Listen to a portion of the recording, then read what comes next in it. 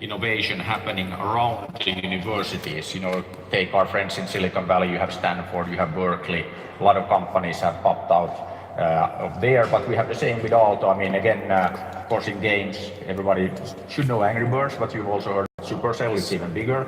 And then we've created things like Linux and MySQL and of course like the Nokia success story and all of that. So it's all around the universities, and right now we expect to attract new universities to the area as well. So we really see this as kind of like an engine of growth. And again, I was super happy, last night to see all of these people coming here. And in Finland, we're always like skeptical. I remember, and I think it's a very appropriate time to share the story that we were actually 2008 when we started Slush at Korjaamo, and we had actually not too many more people than we have here in this room. Maybe 300 people showed up at the first Slush. And at the first Slush, I said that Slush will become the biggest and best startup event on the planet. And you probably know what people told me. Peter, you're crazy. Yeah, I was there and I was thinking that, is this going to happen? Yeah, and now if you look at Helsinki this week, all the hotels are sold out, Airbnb prices through the roof. People are calling me all the time, where can I get Slush tickets? Nowhere, because they're sold out.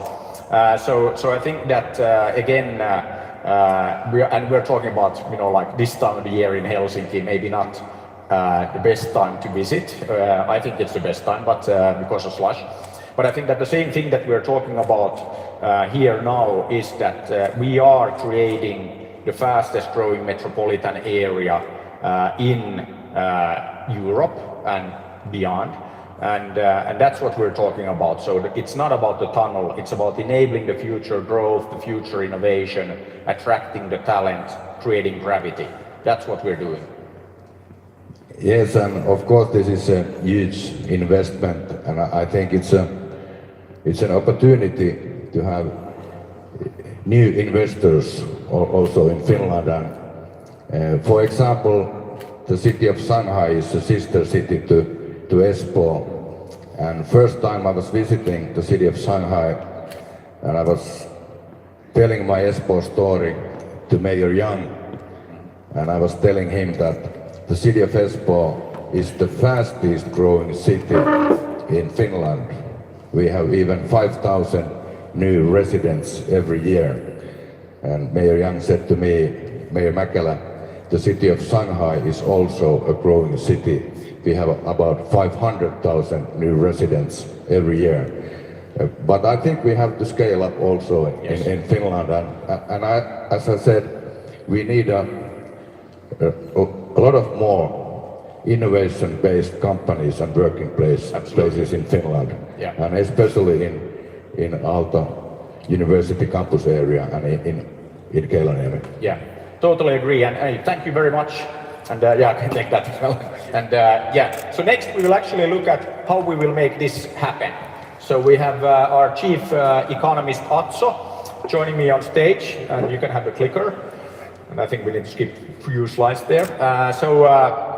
Of course, the funding for the project is pretty important, because without funding, pretty difficult to do anything. So Atso has been pulling together the whole funding structure, but I'll let you talk everybody through that. Okay, hello, I'm Atso, helping these guys with the finance and economics. And it's been bootstrapping so far, and now we are entering the seed phase with the first large chunk of money coming in. And as you can see, it's been going on for 2 years so far, and it will take another 5 to 10 years to finalize the case, maybe closer to 5 years. But it's phased funding, and that is something new for infrastructure financing. And now, the last couple of months, we've been building the case around this philosophy. And it's 15 billion euros. It's a huge project, and the finance structure will be complex. We are working on it, and we have the basic blocks for the structure of the finance case now in place. And here you can see our approach, which is based on World Bank Railway Reform Toolkit. So it's fully transparent in international discussion as well as here in Finland. So all of you can go there, check out the model and the definitions, concepts, and methodologies we are using. Of course, we are applying like demand and pricing and all that on top of that, and that will be subject to further discussions here in Finland, also abroad, and very interesting discussion will be waiting for us. We have benchmarked our case to Getlink, which is Channel Tunnel company, state railway here in Finland, and Tallinn, of course. And when we start with the operation, the size of the economic turnover will be at the same ballpark than with these companies.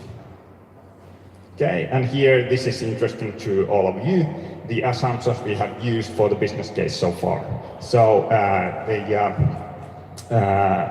life cycle of the tunnel will be 120 years. We have applied an investment calculation for 30 years.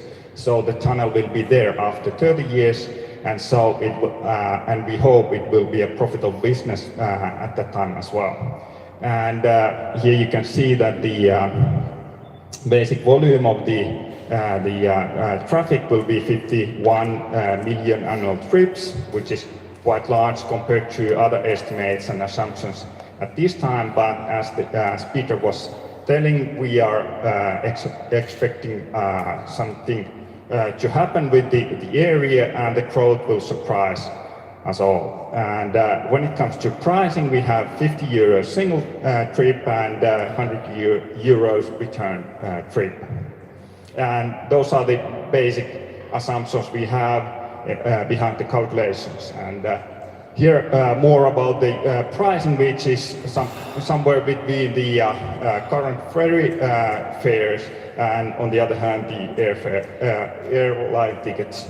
And if you look at the 2024 estimates or assumptions, we can see there that it is positioned between airfare tickets and ferry tickets. And it's a very, when it comes to infrastructure projects, usually projects are very short, and compared to other infrastructure projects, this is actually quite long one. And here the basic cash flow breakdown. And these are also interesting figures. Payback period is 17 years, and internal rate of return 10.11%. But this is interesting. When I started with the seeing the size of the project compared to Finnish GDP, I came up with the idea that this has something to do with the size of the gross domestic product even. And as you can see, the basic forecast line there is a red one, which is based on the common expectation here in Finland. And if we add the tunnel project on top of that, we can see that it makes a difference there. But that's not all of it. Usually large projects have indirect impact on the economy, and then you can see that the yellow line is making a real difference to our GDP.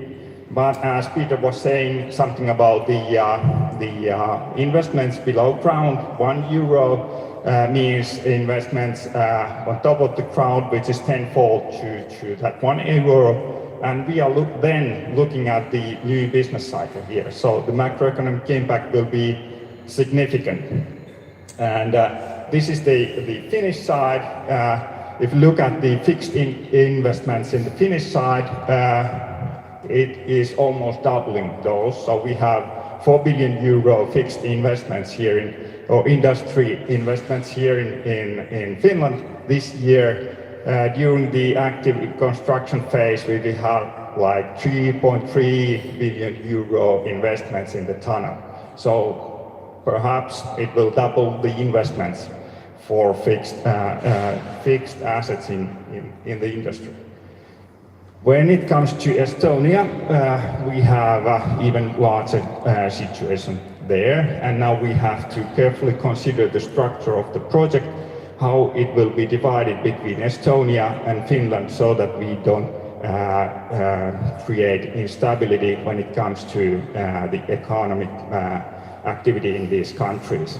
It's very interesting situation, and I'm happy to discuss more about this in the future. And here are some figures. These are very preliminary, and I want you to understand that if you take even the direct impact on the economy, we are looking into a situation where we might kind of double the GDP growth for the couple of next years. That's very interesting. If we look at the indirect or even the real estate included scenarios, we are looking huge increase in the economic growth in this region. And it will have a significant impact to each and every industry in this region. And I would just like to add that, I mean, in particular, it's been quite a while since we had over 7% GDP growth in Finland. So it's still far away from my long-term goal of having 10%, but it's like a start. Yeah. And I'm happy to discuss more about this in the future as well. So it's very positive, and it's now up to us how we structure this project and the economic growth in this region. Okay. Thank you. Yeah, and then we have so that's basically numbers that we have so far. So we're working on getting more kind of like detail and more depth into the numbers, but I think that already it's a pretty good indication of the kind of growth that we can expect with the tunnel. So then ticketing is now live, so you can buy tickets for trains already. So basically, if you go to the shop.finest Bay Area online, you can buy tickets, so 50 euros one way, 100 euros return, and we have a special price for the annual ticket, 1,000 euros for unlimited trips for 1 year. So this is now live and you can go there. But the important thing with this is that this is not just ticketing, it's an innovation platform for making sure that we have the best ticketing system on the planet once we start running the trains in end of 24. So we are inviting everybody to work with us on the ticketing and also the security and all of that. So we always put the user experience first. So the user experience that we're looking to have at Helsinki and Tallinn airport is that, you know, you take your flight from Beijing, you land, you get off the plane, elevator down, train, 20 minutes later Tallinn or 20 minutes later Helsinki, depending on where you start. And it shouldn't involve anything else. So no physical tickets or no like physical checks, but basing this on things like face recognition and potentially other biometric like identification. So this is what we're gonna pull off over the next 6 years, and we're gonna create a fantastic experience for the whole end-to-end travel. So this is also innovation platform for the future of mobility. Then the funding. So we're looking at building this with 30% in equity funding, 70% in loans, and then also having a balance of about half of the funding coming from Asia, maybe China in particular, and then half of the funding coming from Europe. So again, Finland and Sweden and maybe some other Nordic countries in particular. So today, already saw that in the press release, so it's no longer news, but we are announcing the first funding round of 100 million euros, and our partner in this is ARJ Holding, and from Dubai, and there's more information and links in the press release, I think. But actually we wanted to have Sahab here, who is the CEO, but he's stuck in Indonesia working on some other projects. So again, as we've said many times before, 50 billion euro project is a big project, but it's not totally exceptional. But Sahab really wants to come here, and we're actually talking that he's going to come here and visit Lapland once we get a bit more snow with his family. So again, very happy to have a partner that is actually in the construction industry and has been in the industry since 1964. So a long track record, and yeah, all of us who've been to Dubai know that there's been some construction in that part of the world as well. Of course, maybe we will exceed that with our little like finest Bay Area here. But anyway, super happy to have RJ Group and Sahab and the team on board. And now with the first funding round, of course, we'll be able to move the project forward even faster. So yeah, this is pretty much what we had in mind today. All the material that we shared and showed here is on the website finestbayarea.online, and yeah, that is also how we have been running the project so far. Every month we have meetup that is open for the public. We had one on Friday in Tallinn. And yeah, these are really open for everybody interested in the project, and we think that the only way to move these kind of projects forward is with total transparency. So whenever we have some news to share, we do, and that's what we have been doing so far. And again, every other month we meet in Tallinn, every other month here in the Helsinki area, and we will continue doing so. So everybody is more than welcome to, come to our meetups. And of course, I mean, we're pretty easy to reach, all of us. So we're also, of course, very happy to discuss the project in between the monthly meetings. So I will actually stop here. Then also invited Tero from Fira on stage. So Tero will share a little bit about how we've actually been going about designing the station areas and what is the visible part that is above ground. And we actually had a hackathon at the design factory in Otaniemi over this weekend, where we have been doing a lot of the designs for the station areas. But Tero can take you through that, and I will get off stage now. So thank you very much for coming, and yeah, as I said, more than happy to share more on this. So thank you. And the first tickets were already sold, so yeah. Good, done. Okay, this is like a 3 minutes show about how we are creating these visions. Role of the Fira and me, Tero Vanhanen, is to make these visions, and of course we will going to build wonderful buildings. This is a little bit boring detail, but when we zoom out a little bit, it means that we actually have 1,000 different kind of apartments already done, that we can start to build different kind of housing blocks and different kind of visions. So I'll give you example. In this building, even that this is like a playful thing to design like this, means that every detail is already made inside these, and all the cost estimation and so on.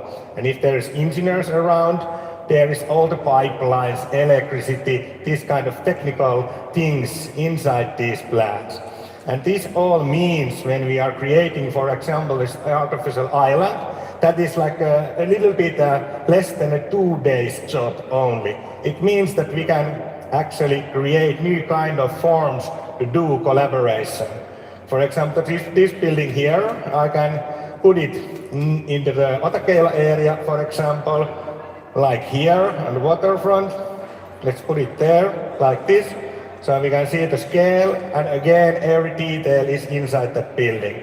We have done a lot of very fruitful collaboration with City of Espoo, Mayor of Espoo, Jukka, and the point is that we can actually create everything much faster way that they are ordinarily done. It means that we can do things together. And for example, last night hackathon in Design Factory Urban Mill startup sauna, we could actually put a new international university campus there, and this was done yesterday. And for Tongji University, whatever can come there. And of course, we need a lot of housing next to it, and everything must be pedestrian orientated townscape, that the different kind of talents can actually meet there and make a better life. Thank you. Thank you. Any questions to Peter?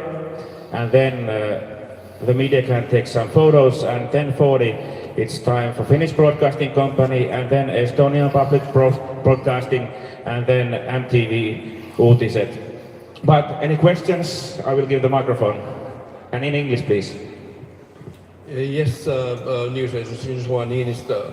Are you expecting that your project and the public side will like merge at one point? There is only one project. I mean, there's this confusion about the two tunnel pipes and like everything, but there is only one project. We have very good collaboration with the ministries and all the public players, and that was also very clearly stated by our minister Anne Berner that there is only one project. So I was there on Friday, and she said we are open to anyone who does the building and the operation. So yes. you envisage that will be you then? Yes. So we are basically we are ready to build. That was in a sub-clause in a sentence. Then you say one other question.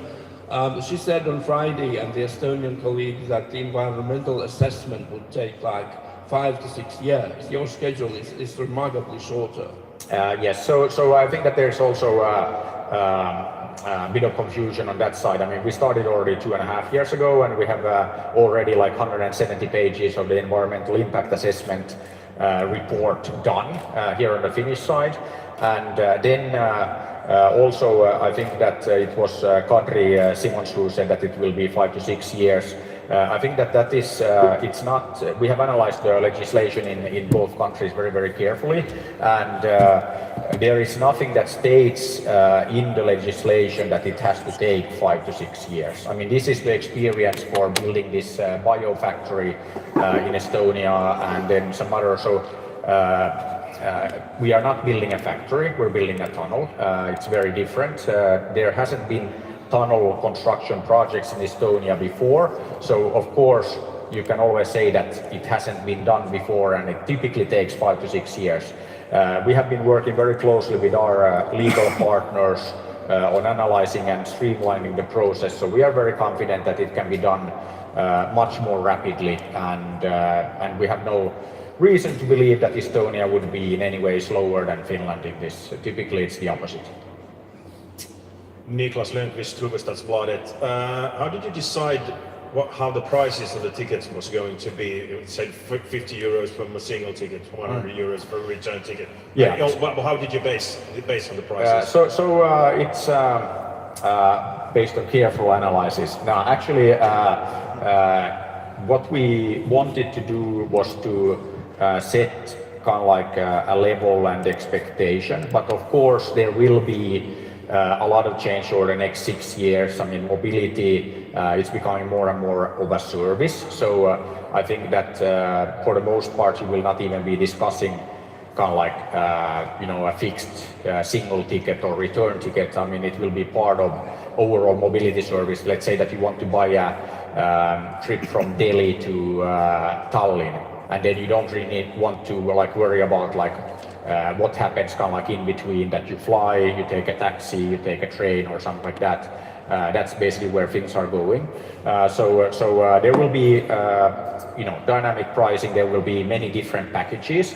But the most important thing about the ticketing system, I mean, we wanted to go live with that now because we don't want to be in a situation where we've kind of like built the tunnel, the trains are running, and then we say that, oh, but the ticketing sucks. I mean, it's not, as we know here in Finland, it's not always so easy to create fantastic ticketing services. So now we have 6 years, we are inviting partners. So we work now with Columbia Road to do the first, but we are inviting people interested in creating the best ticketing system on the planet. And of course, we see this as a massive opportunity to sell this system that will include ticketing, a new security system for airports. I mean, we have 6 years to make that happen, but instead of just doing, oh, let's do a demo, nobody cares about that. It's now real, you can buy tickets, it will become much, much better over time. So I wouldn't get stuck on that, oh, it's 50 euros or sometimes, if you go middle of the night, it might be like 1 euro. And then, peak, it might be more than 50. So I think that again, it's indication, and I think the special offer that we have now for 1,000 euros for like annual pass is like a pretty good deal. Julie Chen from University of Helsinki. So what kind of Chinese investors are interested in your project? Are they from the Chinese state-owned enterprise or private entities? We can't say too much about that, but let's say that because we haven't finalized details on many of the funding discussions that we have ongoing. The one that we announced now involved ARJ group from Dubai. But again, of course, as I mentioned, we did the roadshow, went to Shanghai, Beijing. We have had a lot of discussions with many potential investors in China. Of course, a project of this scale will involve state-owned enterprises as well. But it's too early to go into detail on that. But I think that what we are looking at right now is really about half of the funding coming from Asia, half from Europe. And the most important thing that come out from Estonia and Finland perspective, it's private funding. So we are not asking the Finnish or Estonian government or the EU to do any of the funding, and that is also part of why we expect to complete the project on time, on budget, and have the first trains running the 24th of December 2024.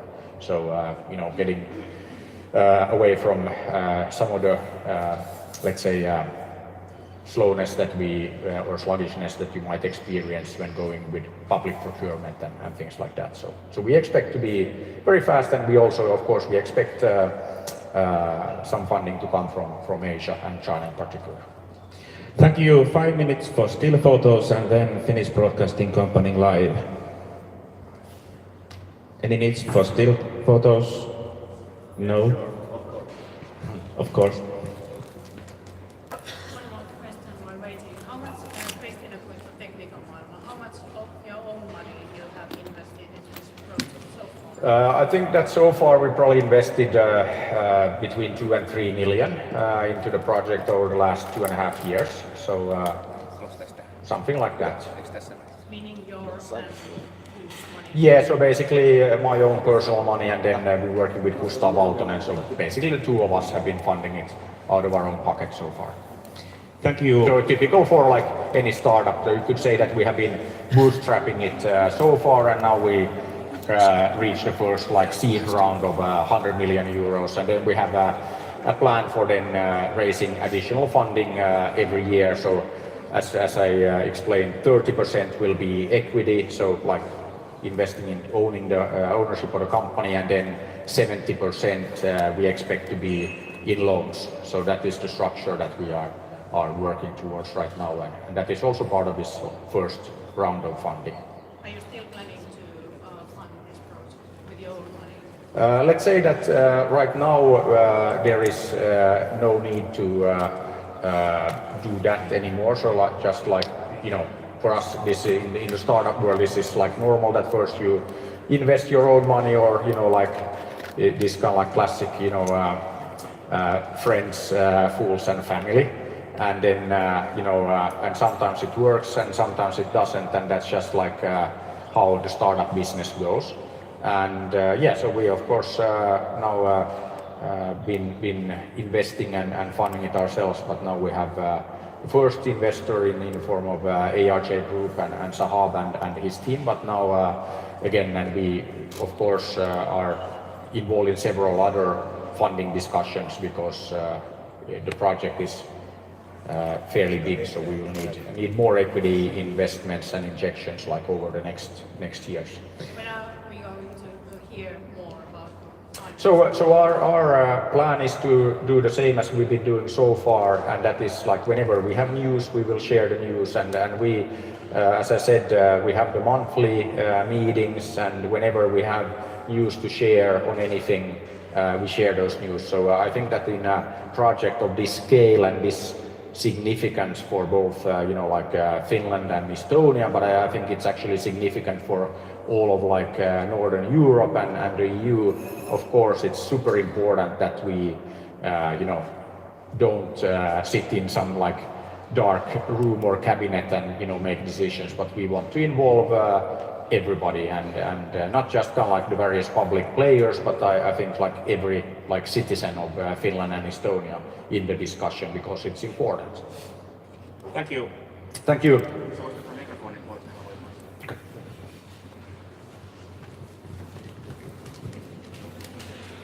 Otetaan ne valokuvat tässä.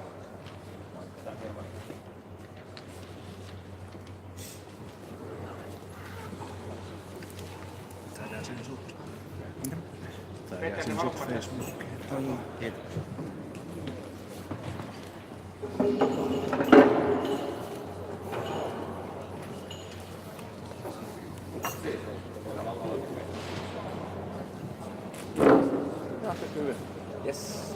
Eli siinä Yle ensiksi ja sitten Veijo. Joo.